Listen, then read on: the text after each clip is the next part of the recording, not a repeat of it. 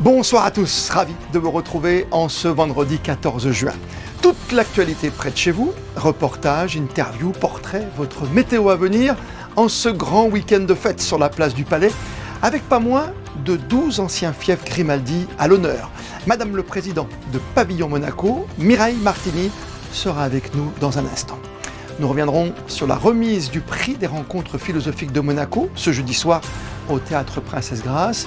Et deuxième grand invité, le maestro Kazuki Yamada, directeur artistique et musical de l'Orchestre Philharmonique de Monte-Carlo. Il nous présentera la future saison de son prestigieux ensemble. Les 100 ans de l'AS Monaco Omnisport, ce sera le 22 juin prochain. Nous irons ce soir dans les coulisses des préparatifs de cette grande fête populaire.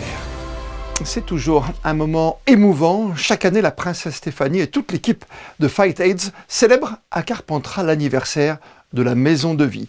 Il s'agit du projet phare de l'association. Il accueille des personnes vivant avec le VIH pour des séjours de ressourcement. Le reportage de Patricia Navarro et Sylvain Péroumal. Depuis 2010, ce sont plus de 1300 résidents qui ont pu profiter d'une douce pause au cœur de la Provence. La Maison de Vie, c'est un petit havre de paix où tout concourt à offrir le plus apaisant des répits dans une vie souvent ponctuée par les douleurs physiques et morales. Ce lieu est né de l'imagination et s'est concrétisé grâce à la détermination de la princesse Stéphanie. Et quand je vois la maison aujourd'hui, les résidents qui sont passés et ceux qu'on a vus aujourd'hui, je me dis que j'ai bien fait et que c'est ressorti exactement comme c'était dans ma tête, même encore mieux.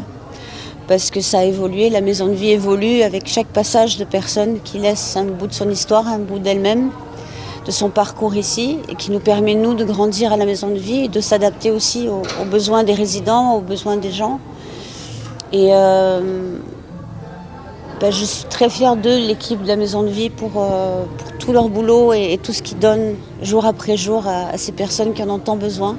En 14 ans, la Maison de Vie n'a pas pris une ride, elle s'est au contraire enrichie de l'expérience partagée par tous les résidents qui s'y sont succédés. C'est un endroit magnifique parce que j'ai redécouvert des choses, je ne savais pas que je pouvais redanser et puis rencontrer, échanger avec des gens qui ont la même maladie que moi. Je pense que c'est savamment orchestré par tous les intervenants, que ce soit corporel, massage, du yoga, enfin tout est et les cohérences cardiaques les matins et de la bonne nourriture, en fait tout est bien orchestré pour qu'on reparte d'ici avec une belle énergie. Et l'âme de cette maison de vie, c'est l'équipe qui l'anime, des accompagnants qui ont pour mission de permettre à chaque résident de prendre soin de lui, de se ressourcer et de partir littéralement reboosté, comme en témoigne la directrice des lieux. Hier, j'ai reçu un appel téléphonique, comme j'en reçois parfois. Et Nathalie, elle m'a dit, j'ai envie de vous partager ma joie, mon bonheur.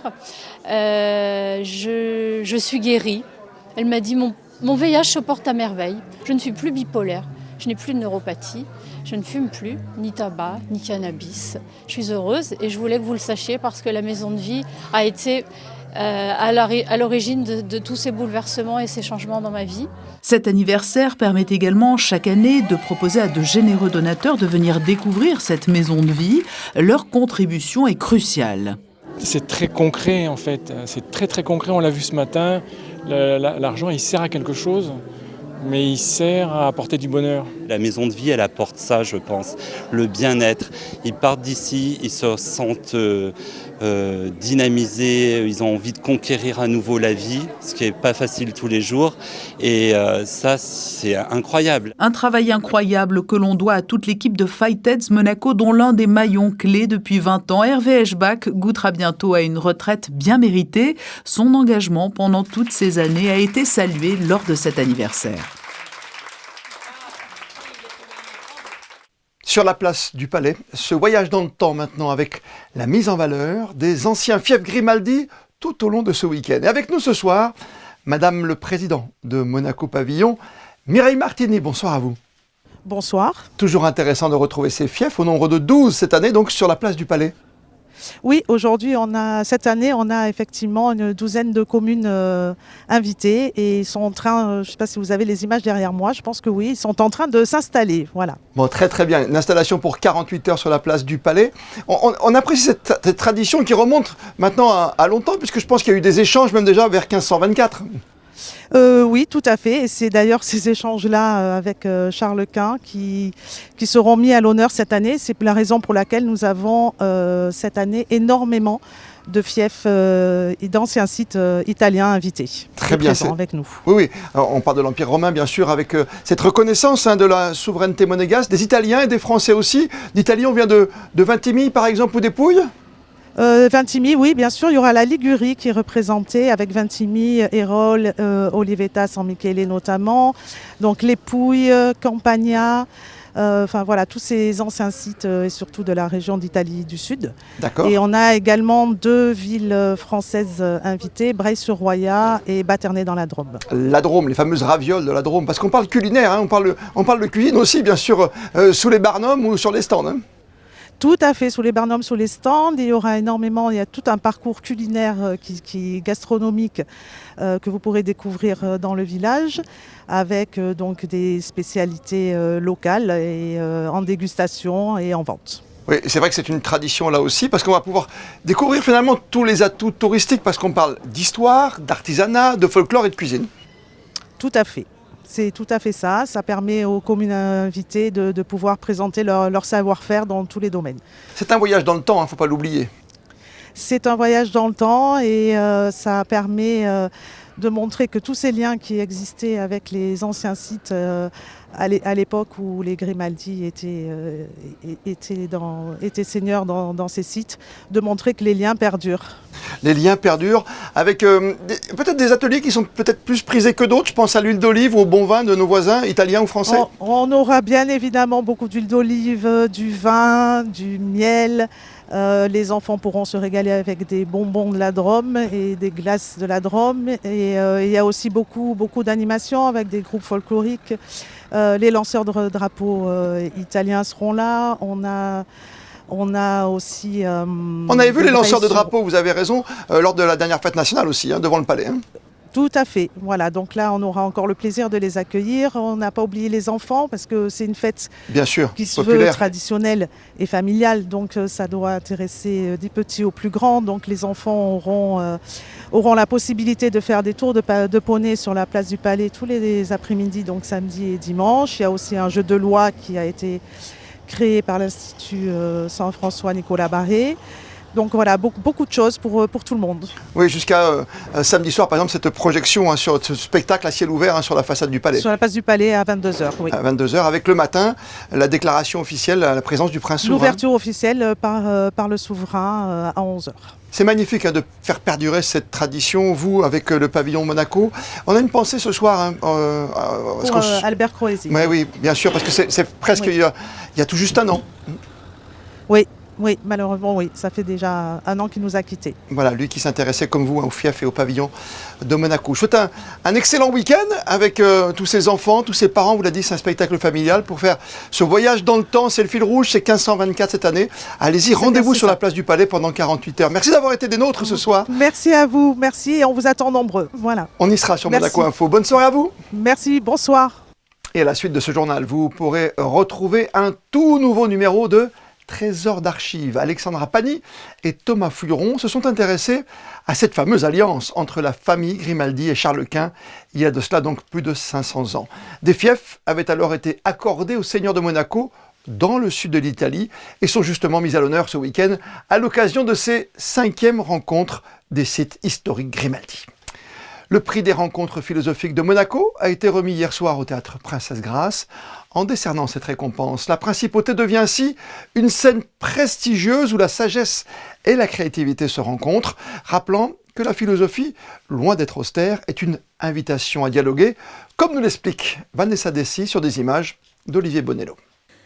C'est une prestigieuse récompense qui célèbre l'art de la pensée.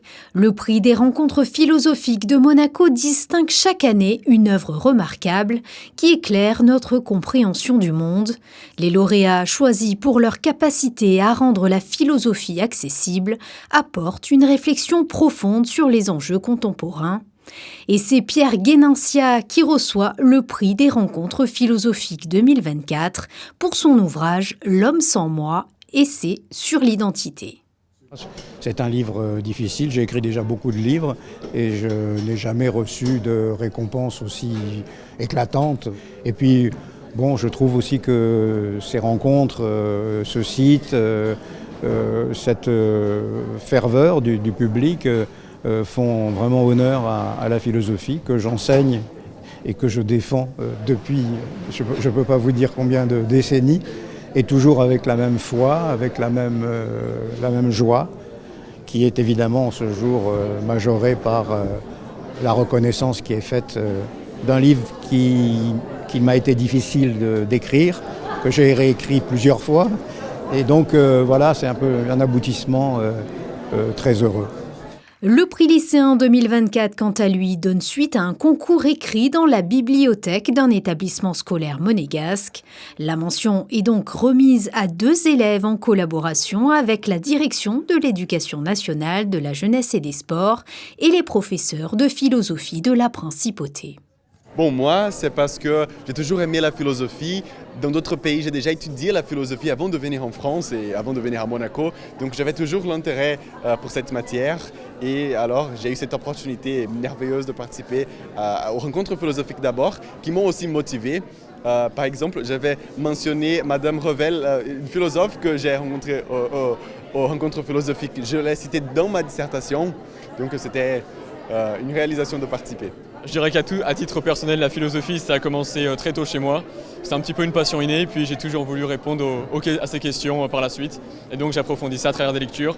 Et c'est pour moi vraiment un plaisir d'avoir été nominé par les rencontres philosophiques. Avant tout, c'est une reconnaissance des efforts qu'on a faits. Et donc pour moi, c'est que le début de la philosophie pour nous deux. Et enfin, le jury attribue également une mention honorifique à un éditeur ou à une collection éditoriale de langue française qui s'est particulièrement illustrée dans la publication d'ouvrages philosophiques importants. La mention honorifique est remise cette année à la collection Perspectives critiques dirigée par Laurent de Sutter. De retour d'une grande journée au Japon, Kazuki Yamada, le directeur artistique et musical de l'Orchestre Philharmonique de Monte-Carlo, est notre invité ce soir. Maestro Yamada, bonsoir. Good evening. Yeah. Maestro, c'est votre 9e saison à la tête de l'Orchestre Philharmonique de Monte-Carlo. Est-ce toujours la même aventure pour vous? Yes, exactly. But it's kind of the adventure. It's getting much more deeper relationship between the orchestra and I. Especially we went to the Japan tour very recently, and then it was amazing. So, and then I can say, if I may say, the relationship between the orchestra and I is getting so special and unique. Cette saison qui démarre s'annonce visiblement très dense entre les récitals, les concerts symphoniques et les happy hours notamment. Si vous deviez n'en citer que quelques-uns, quels seraient-ils ces rendez-vous? Yes. Actually, we have the many activities. There are many projects, but it's very difficult to choose the one. But it's very interesting. It will be Saint-Saëns Opera. Lancet is not known yet so much, but it was premiered in Monaco very long time ago, more than 100 years ago, and then we are very happy to take this special project actually. Et vous allez diriger aussi un autre opéra centenaire, à ce qu'on m'a dit. L'Enfant et le Solitude. I will conduct exactly the same day, the 100 years ago, it was premiered in here, Monaco. Vous allez également marquer des anniversaires pour 2 compositeurs, c'est bien ça? Yes. Of course, for us, is every composer, all composers are so important for the orchestral activities. But why not to take the celebration for the anniversary for the Shostakovich and the Ravel, and then after next season, it will be the different composer, but it will be very exciting. Yeah. Parlons maintenant des 2 jeunes artistes résidents que vous avez invités pour cette saison. Qu'est-ce qui vous a conduit à ce choix? So the Yusen Brothers is a very special the duo, the pianist, and then it's incredible that they are so incredible, and then of course the pianistic is the technically is a top of the world class, but if I may say so, not only the music. Their humanity is so incredible. I love them so much. It's such a joyfully and then warm person. It's incredible. Et vous avez également choisi d'accueillir des chœurs pendant cette saison. L'un est féminin, l'autre vient de Tokyo. Là aussi, explication de ces choix. For me, I have the very unique career. I'm not only the symphonic conductor, I'm also the choir conductor. I'm very, very happy to conduct choir too. And then always I'm trying to invite the other choirs, including the Monte Carlo Opera's choir also. But this time we can invite the Birmingham choir and the Tokyo Philharmonic choir. And then Tokyo Philharmonic choir is for me the as long relationship as music director. And not only music director, actually I'm chairman of the choir. That's why we are very happy to invite them and these 2 choirs. Yeah. Et vous avez maintenu les concerts jeunes publics dans votre programmation. Est-ce important pour vous de faire écouter votre musique aux plus jeunes? Yeah, yes, of course. Always we have to invite for the young public, and then some point we have to educate for them also.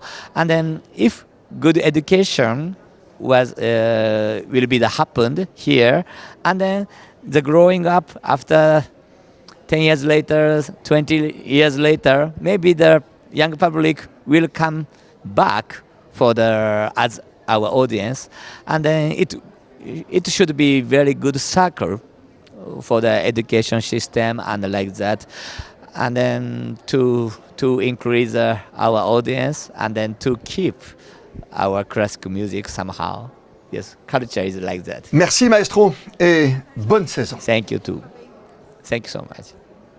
Et ce dimanche, le tout dernier concert de l'actuelle saison, ce sera à 18h à l'Auditorium Régnier 3, au programme l'étonnante 5e symphonie de Bruckner, suivie des variations sur un thème rococo de Tchaïkovski, avec comme soliste le magnétique violoncelliste espagnol Paolo Fernandez. En sport, en basket, un soulagement, une satisfaction pour nombre de fans de la Rocca Team après l'annonce ce midi de la signature pour 3 années supplémentaires du meilleur joueur de la saison européenne et de la finale du championnat de France, le MVP, Mike James, qui poursuit donc son aventure en première classe avec Monaco. Demain, nous reviendrons d'ailleurs sur la réception organisée ce vendredi soir en l'honneur des champions de France qui ont conservé leur titre de main de maître cette semaine à Paris.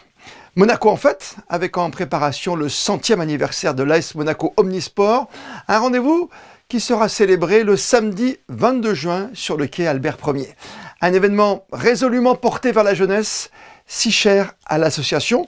Le reportage au Clubhouse de l'ASM, signé Yannick Debever et Thomas Deus.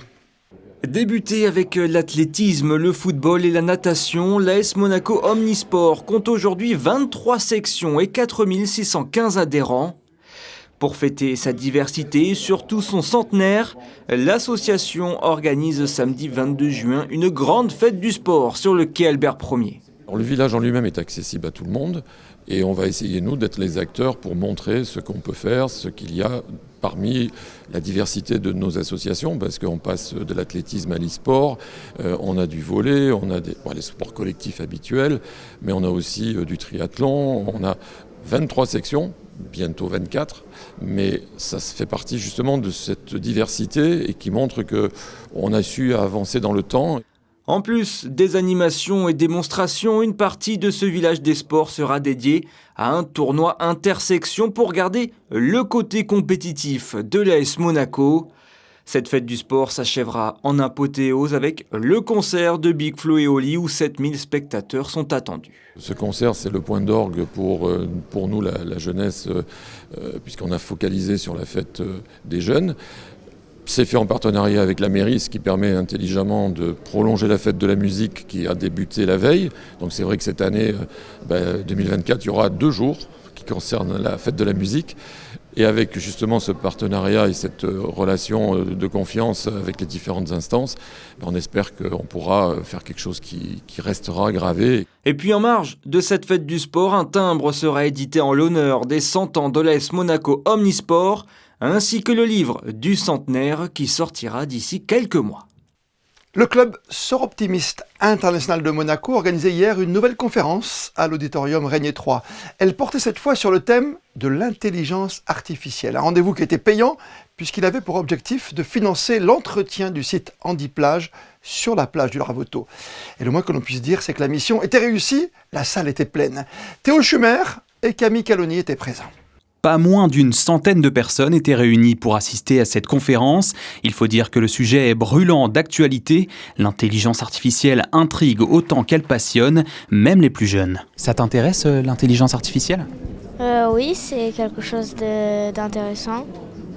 Et pourquoi tu es venu ici ce soir ? Est-ce que ça t'inquiète l'intelligence artificielle ? Peut-être que les robots ils peuvent prendre le contrôle du monde. La conférence portait sur des questions très générales que pose l'intelligence artificielle aujourd'hui. Comment la définir ? Quelle forme peut-elle prendre, aussi positive que négative ? Tant de questions auxquelles a tenté de répondre Sven, le maître de conférence. L'objectif de cette conférence, c'est d'expliquer l'intelligence artificielle avec 3 phases, d'où on vient, où on est et où on va. Et également d'illustrer un petit peu les possibilités avec un outil qui aujourd'hui est celui qui va bien, c'est ChatGPT, mais il y a d'autres outils qui vont très très bien aussi pour avoir des exemples concrets. Parce que en fait, si vous voulez, ça évolue à une très très grande vitesse.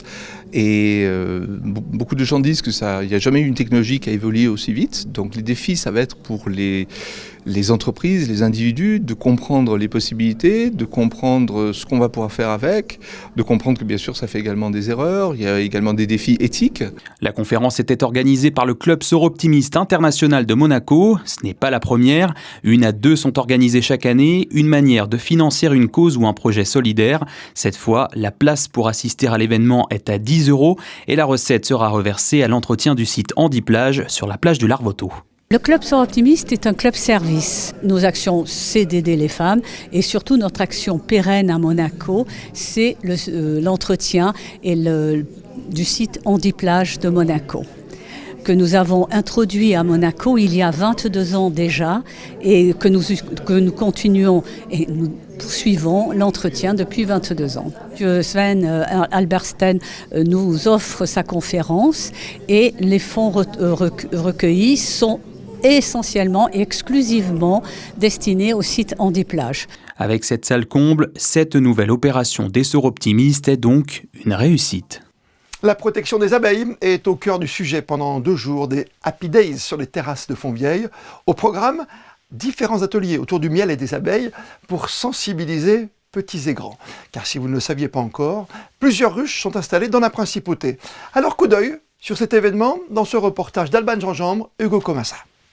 À quoi sert la pollinisation ? Quel est le rôle des ouvrières ? Comment est fabriquée une ruche ? Des questions qu'il est essentiel de se poser pour comprendre le rôle crucial des abeilles. Elles vont faire la pollinisation et c'est grâce à cette pollinisation, elles vont butiner, elles vont se transporter du pollen de fleur en fleur et c'est grâce à ça qu'il va y avoir des fruits. Et c'est grâce à ça aussi qu'on va pouvoir manger des légumes et des fruits, c'est essentiel pour nous. Ici, tout est expliqué à travers différents ateliers. Certains lycées partagent leurs travaux réalisés en classe. Le lycée hôtelier Régnier 3 a par exemple créé un menu à base de miel. Les lycéens de l'institution FANB, eux, réalisent une expérience scientifique autour du miel. C'est pas que manger le miel, c'est aussi savoir ce qu'il y a derrière le miel. Donc je trouve que c'était plutôt lucratif et amusant aussi pour nous comme pour le public à qui on va l'expliquer justement. On va appuyer sur un bouton pour avoir l'indice de réfraction qui va nous servir à savoir le taux en eau dans le miel pour savoir s'il peut être commercialisé ou non.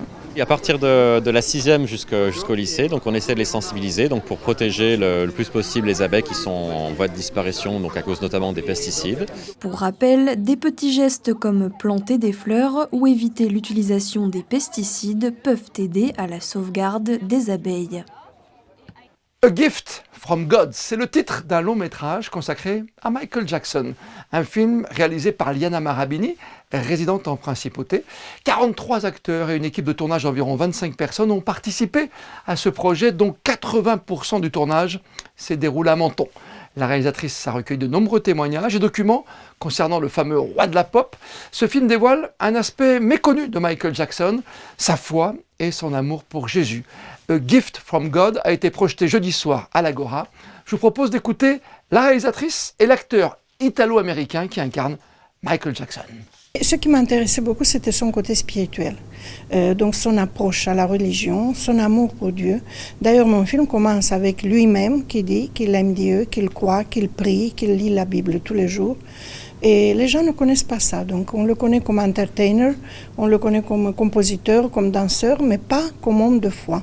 Qu'est-ce que les spectateurs vont pouvoir découvrir, apprendre de Michael Jackson? 3 choses principalement. Donc une, c'est la foi. Deuxième, c'est sa lutte avec sa maladie qui était la vitiligo. Donc les gens pensaient qu'il se blanchit la peau. C'est pas vrai. C'est une maladie incurable. Il a souffert de ça toute sa vie. Et son amour pour Diana Ross qui n'était pas partagé, donc, et qui l'ha fait soffrire toute sa vie. Ho sentito tante emozioni, tante cose, perché comunque è un personaggio multifaceted, Michael Jackson, con tante abilità, con tante, come si dice, sfaccettature. Quindi non c'è stata solo un'emozione, che può essere tipo la sua benevolenza o il suo tatto e la sua empatia, ma anche la sua forza nel esprimere la sua qualità artistica, quindi tante emozioni. Si vous voulez découvrir ce film en anglais, sous-titré en français, vous pourrez vous le procurer en allant sur la plateforme Condor Pictures Production. Ouverture officielle ce midi du restaurant Marius, après un tout dernier coup de pinceau donné ce matin sur la terrasse de l'ex-Conscienciae, l'ancien Stars and Bars, avant de découvrir cette nouvelle carte préparée par le chef étoilé Sébastien Sanjou, avec la mise en valeur de la Provence sous tous ses aspects, des artichauts violets à la barigoule, au citron jaune givré au basilic, en passant par la daube de poulpe, accompagnée d'une sélection de vins de la région, bien sûr. La météo de votre week-end, c'est avec vous, Justin Hadel.